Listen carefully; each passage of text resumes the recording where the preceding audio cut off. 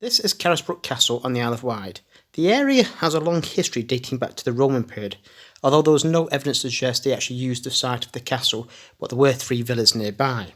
A small Saxon cemetery dating from the 6th century was excavated beneath the inner bailey, which is the earliest evidence we have of humans using Carisbrooke Hill. There was a major Saxon settlement west of Carisbrooke a century later, but the first fortress dates from around 1000 AD to deal with the Viking raiders which had based themselves on the Isle of Wight 4 times between 998 to 1009 AD. The site also found use with the Normans. After the invasion of 1066, when they took over the Saxon fort, the Isle of Wight was granted to the conqueror's cousin William Fitz-Osbern, who probably adapted the Saxon fort to a castle, since there is evidence in the Domesday Survey of 1086 of a castle in Carisbrooke. However, even that would have been made of earth and timber.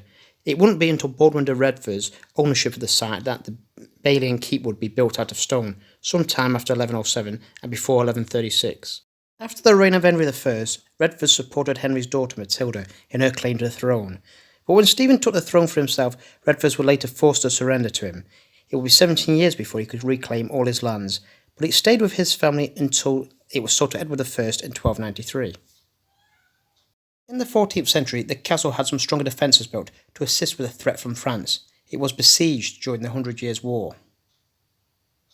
The castle was in a poor state by 1450, and for the most of the Tudor period, it was mainly used for storing munitions.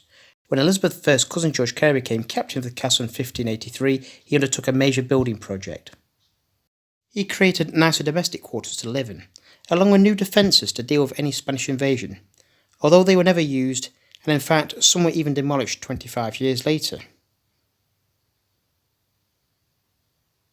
During the Civil War, the castle was mainly used as a political prison, the most famous captive being Charles I. The king was held here for nearly a year. At first it was comfortable, with many of his household along with him.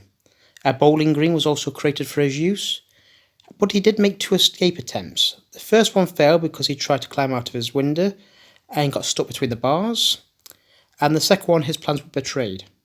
The castle did find some use on and off during the 17th and 18th centuries, but by the 1850s it was in need of restoration. In 1913, Princess Beatrice, who was the youngest daughter of Queen Victoria, made it into a summer house.